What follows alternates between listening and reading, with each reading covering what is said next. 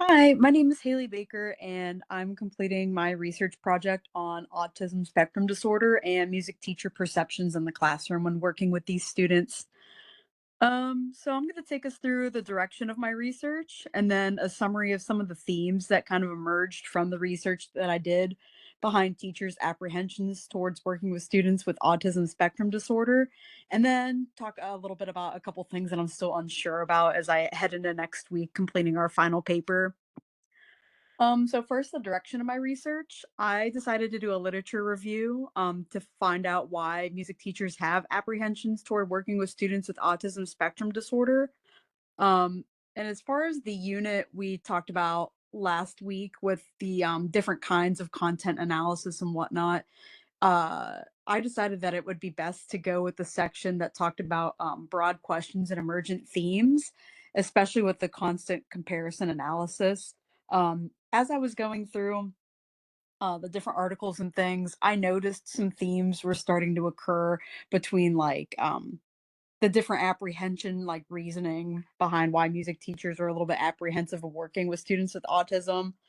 And as these themes kind of emerged, I decided to start looking for those themes in different research articles, um, which is also where the constant comparison analysis kind of comes into play, deciding whether these articles had similar themes behind why and whatnot. Some of the summary of the themes that I found throughout my research articles. The first one being pre-service special education and music education fieldwork and kind of how that impacted their attitudes and their perceptions toward working with students with autism. Um, and at first, maybe with my some of my readings, I thought it was just maybe the lack of pre-service field work, not having enough opportunity to work with special education and with students with autism.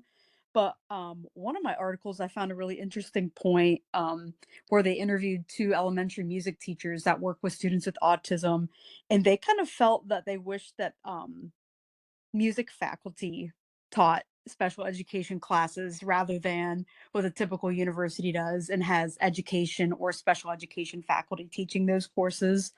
Um, in addition to that, just having no improvement in the number of coursework opportunities or fieldwork opportunities with that. Another theme that kind of came up was the involvement in IEP meetings.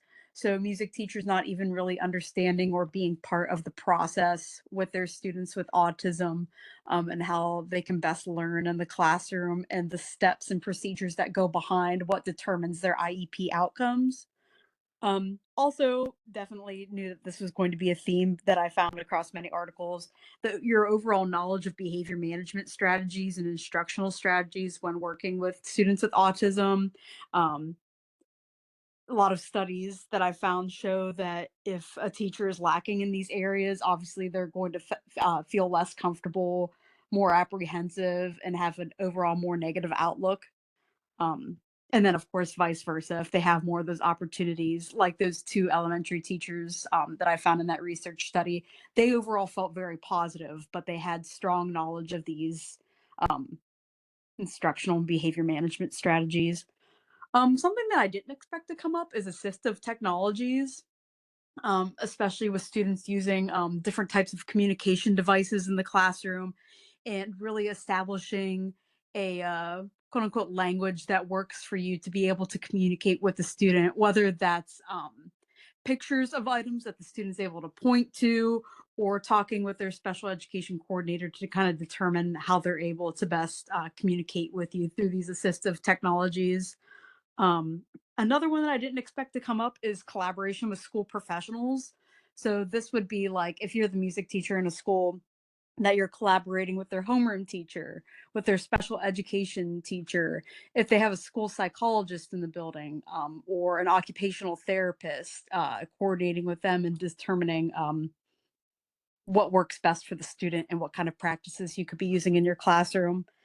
And then the last like main theme and point that I found is professional development sessions and trainings at all levels. So, finding that there, and I think we all know this, finding that there's a real lack of opportunity for professional development for teaching students with autism and really sessions too with overall like having an inclusive classroom for students with any sort of disabilities. I thought it was interesting that they talked about trainings at all levels throughout these articles. At first I thought maybe just like professional developments for schools, but even talking about like OMEA having more sessions there, and even at the national level too, just bringing more awareness and more ideas to equip teachers with knowledge for working with students with autism. So those are my summaries of my different themes that I hope to use throughout my research papers. I'm beginning to really become or work on a final draft. A couple things I'm still unsure about though is the more I started researching and these themes began emerging, going back to my main research question here, talking about why students, music teachers have apprehensions.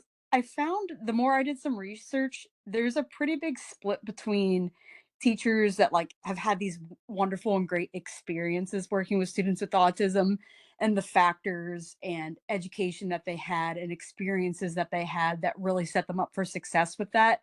And then on the other half, like teachers that didn't feel that they had enough coursework or field work in undergrad or experiences with students or even experiences with teaching overall. I found a few articles that teachers were like, yeah, because I've been teaching for 10 or 15 years, I feel really comfortable because I've learned to adapt and do my own thing versus teachers that are either older and just now kind of dealing with these issues or teachers that are just now getting out into the field, definitely not feeling as good as that.